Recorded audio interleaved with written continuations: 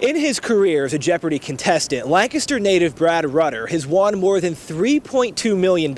In fact, he's never lost a professional game, and he's in the Jeopardy Hall of Fame.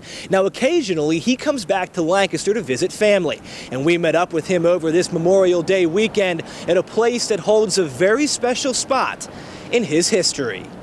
That gets bumped up to $2 million. Congratulations. It seems real at first. It's kind of sunk in a little bit since then. For Brad Rutter, the moment he became the winningest contestant in American game show history, it didn't seem real. I can remember at the $1 Million Masters tournament back in '02, I was leaving after the show, having just won $1 million, walking back to my hotel, and there was the sky in Manhattan was this weird kind of blue. It was right at twilight, and it was some color I'd never seen before, and it really, it just didn't seem real at that point. It was like I was in some kind of movie or something. Brad, what is an end? Good. Especially when he looks back at where it all started, the Lancaster Public Library. So this is my great-grandfather, Ira Hahnemann, who was on the board of the library back in 1953 when they built the place. So, yeah, a couple generations back. But while his pioneering relative is memorialized on the first floor, Rutter's fondest memories lie in this small room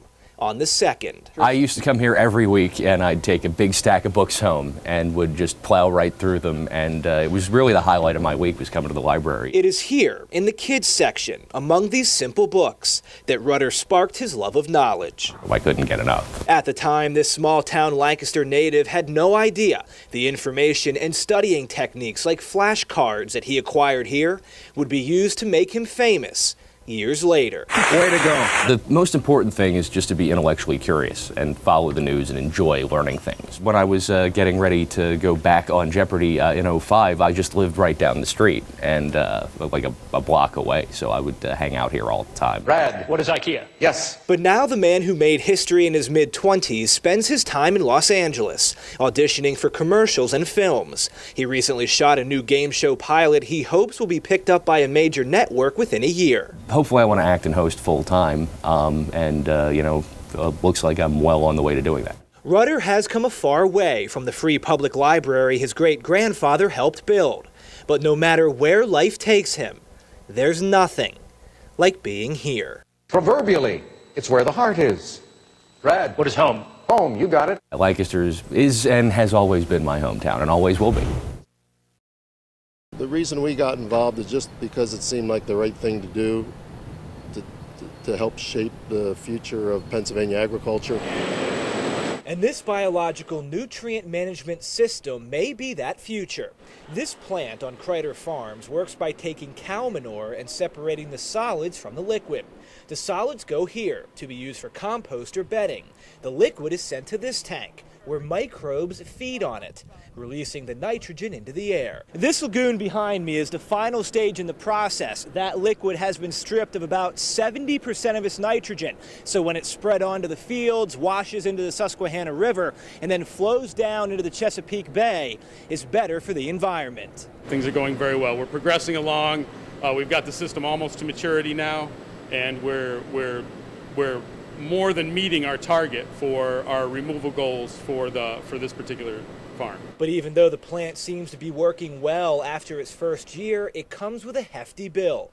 For this project alone, the state gave $8 million. The important thing was to get something up and running somewhere, and that's what I think we've accomplished here. We actually have something here that can be scrutinized and evaluated.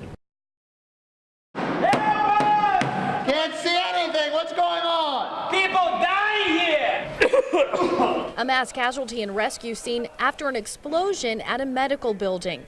Rescuers rush in while triage is set up outside. This is a drill, but the experience is real. Oh, it's very realistic. I mean, we see 9/11 that occurred. There is that possibility and that threat out there for people to actually have these explosions, have mass casualties. About 220 soldiers, emergency responders, and federal emergency personnel are here in Lancaster County this week. spread out over a training facility, acting out a mock catastrophe situation. Up in the front is the building where the explosion occurred at, in the distance, and then right behind that, our search and extraction, which consists of Army and Air Force personnel, are going in, pulling patients out of the rubble pile, treating injuries. They bring them back to the casualty collection point, which is right in front of decontamination tent. At there, they do another triage and ensure they stabilize them. Almost everyone here is from Pennsylvania. They're trained in everything from triage to search and rescue to decontamination. Very, very serious matter. People can spread the contaminants, and we try to prevent that so it doesn't happen to anybody else. They train like this at least twice a year, with hopes that training won't have to ever be put in place, but ready just in case. That is why we are out here today, to ensure that we are ready once we are called to come out and assist in saving lives and mitigating suffering. This ear of corn, you can see all the little kernels there, and those kernels all need moisture to get filled out. And that moisture needs to come soon, or this year's corn crop will take a big hit. Jeff Fry is a second-generation farmer who farms 500 acres of his family's land. We've already lost some yield. When you see the leaves starting to get brown. Fry practices what is known as no-till farming, and it means exactly as it sounds. He doesn't till the soil before planting. So his ground will have a little more moisture than other fields that are tilled, and that can mean all the difference at a time like this. I can't ever remember in my career a time when things went from looking really excellent and projections for really top yields have reversed so quickly. Leon Ressler with the Penn State Extension says the recent heat and dry weather is already affecting prices. In just the past 3 weeks, the corn futures market has gone up 35%, and that is something we will all feel. There are generally problems every year, either from too much rain or not enough. There's very rarely that you can say that you actually have a perfect year.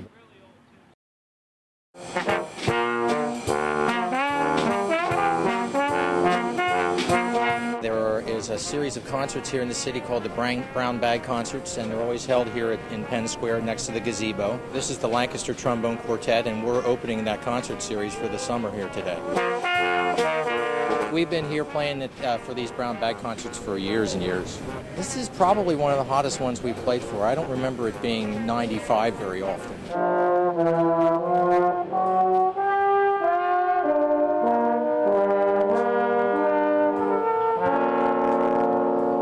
Last night we made some emergency emails and phone calls and decided we were going to wear shorts today.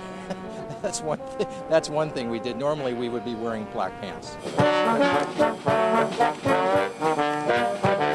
There are always a lot of people from the Marriott, and especially on Fridays we get the crowd from the Central Market here. And people walk through, they stop, they listen. Today they're staying in the shade for the most part.